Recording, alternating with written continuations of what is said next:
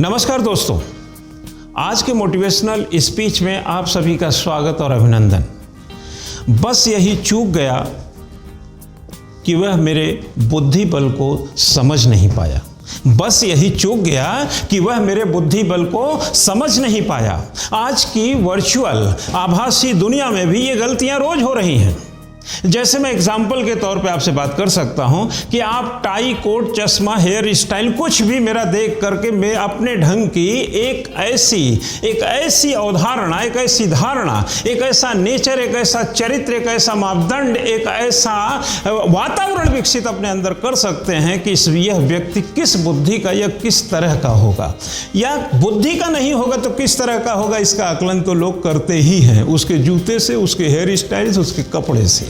लेकिन क्या यह संभव है पूरी तरह, या आज से हजारों साल पहले ऐसा संभव था कि सिर्फ लोगों को देख के बता दिया जाए कि उसकी बुद्धि बल कैसी होगी?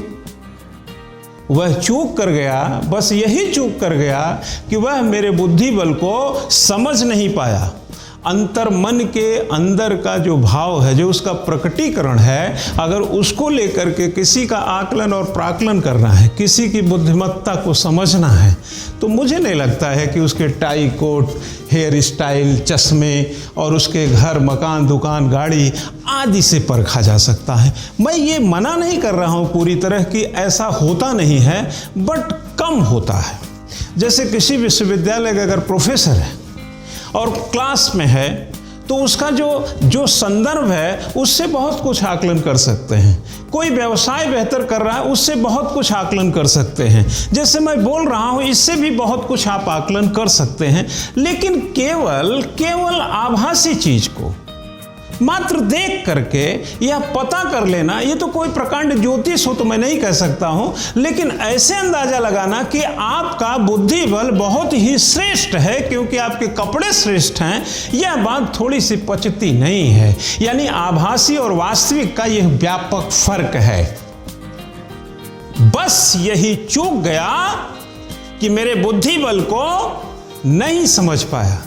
दरअसल मित्रों, यह जो कथन है यह सुकरात का है, और यह सुकरात की दास्तां से एक छोटी सी कहानी से आज की अभिप्रेरणा की कहानी है। और मेरे साथ थोड़ा सा यात्रा यहाँ से वहाँ तक कीजिए, फिर देखिए हम दोनों कैसे साथ लबालब, क्योंकि अभिप्रेरणा स्वयं में एक ऊर्जा है। दरअसल बात यह है कि सुकरात जो है अपने कुछ शिष्यों के साथ अपने गपशप में लगे हुए थे। जैसे हम भी एक शिक्षक हैं, कभी कभी प्रतियोगी आ जाता, आधे घंटे उसके साथ यहाँ वहाँ की प्रतियोगिता की बात, घर की बात, कुछ उसके काम की बात, कैरियर की बात, मूड की बात, प्रेरणा की बात, आगे भविष्य की अवधारणा की बात होती रहती है, ऐसे हुई होगी। एक ज्योतिष उधर से गुजर रहा था, एक ज्योतिषाचार्य, उसको सुकरात नहीं जानते थे ना, वो सुकरात को जानता था। भीड़ देखा कि ये गपशप हो रहा है, वो रुक गया। उसने कहा कि मैं आपको देखकर बता सकता हूं कि आपके अंदर के क्या गुण हैं, आप किस तरह के व्यक्ति हैं। तो शिष्य जो है सुकरात की तरफ देखने लगे। तो सुकरात ने कहा कि ठीक है भाई, बैठिए और मेरे बारे में ही बताइए कि मैं कैसा व्यक्ति हूँ। तो उस ज्योतिषाचार्य ने कहा आप बुरा तो नहीं मानेंगे? उन्होंने कहा नहीं, बुरा की कोई बात ही नहीं है भाई, जब आप सारी बातें आप हमको बताने जा रहे हैं तो मेरा फायदा ही होने वाला है, इसमें बुरा का क्या मतलब है। आजकल कोई व्यक्ति जैसे पूछ लेता है भाई कुछ कहने जा रहे हैं, बुरा तो नहीं, और जब बुरा कहने जा रहे हैं तो बुरा तो लगेगा, लेकिन फिर भी लोग कहते नहीं कहो भाई। तो सुकरात भी दार्शनिक थे, और आप अच्छी तरह जानते हैं कि पश्चिमी दर्शन हो या पश्चिमी सभ्यता, उसके रीढ़ थे, उसकी अहम भूमिका में सुकरात का नाम आता है। उस ज्योतिषी ने कहा कि चेहरे की बनावट, तुम्हारे चेहरे की बनावट, यानी सुकरात को कहा कि तुम्हारे चेहरे की बनावट तुम्हें सत्ता विरोधी बताती, यानी कि तुम सत्ता विरोधी हो, इसका संकेत देती है। सुकरात मुस्कुरा दिए। फिर आगे ज्योतिषी बोलता है कि तुम्हारे अंदर द्रोह प्रबल है, द्रोह की भावना प्रबल है। सुकरात फिर मुस्कुरा दिए। लेकिन शिष्यों को अजीब लग रहा है, किसी को बता रहा तुम सत्ता विरोधी हो, तुम द्रोही हो, तो शिष्य को अच्छा नहीं लग रहा है, लेकिन सुकरात मुस्कुरा दिए। फिर ज्योतिषी आगे कहता है कि तुम्हारे आंखों के जो सिकुड़न है, आंखों के बीच में जो सिकुड़न है, यह बता रहा है कि तुम बहुत क्रोधी किस्म के व्यक्ति हो। अब शिष्यों का जवाब, वो धैर्य जो है जवाब दे गया। जवाब भी वही था, धैर्य जवाब देने के बाद भी वही जवाब निकला। क्या? कि तुरंत उठो और यहां से निकल लो। ज्योतिषी को क्या बोला उन्होंने? ज्योतिषी वाले जो व्यक्ति जो बता रहा था सुकरात के बारे में यहाँ वहाँ, उसको शिष्य नाराज हुए, बोले चलो भैया हटो यहाँ से, तुम क्या हमारे गुरु के बारे में तुम अनाप शनाप यार बोले जा रहे हो, चलो हटो। सुकरात ने अपने शिष्य को इशारा किया शांति का, और ज्योतिषाचार्य जो थे महोदय उनसे बोला कि और बोलिए। उन्होंने कहा कि तुम्हारा बेडौल सिर। वैसे एक हकीकत है कि सुकरात देखने में सुंदर नहीं थे, अगर उनको कुरूप कहा जाए तो अतिशयोक्ति ना होगा। तुम्हारा बेडौल सिर और तुम्हारे माथे को देखकर पता चलता है कि तुम एक लालची किस्म के ज्योतिषी हो। ज्योतिषी ने उनको कहा सुकरात को कि तुम एक लालची किस्म के ज्योतिषी हो। आगे कहता है कि और तुम्हारी ठोड्डी की बनावट देखकर, गजब,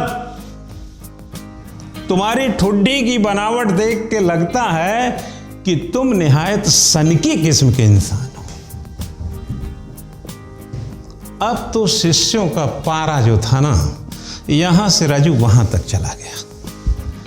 उसके बाद तो शिष्यों का हाल पूछिए मत।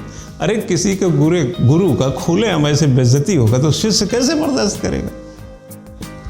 फिर सुकरात ने अपने शिष्यों को रोका और उसको पारितोषिक देकर के, सम्मान देकर के, मानदेय देकर ज्योतिष को नमस्कार किया। ज्योतिष चला गया।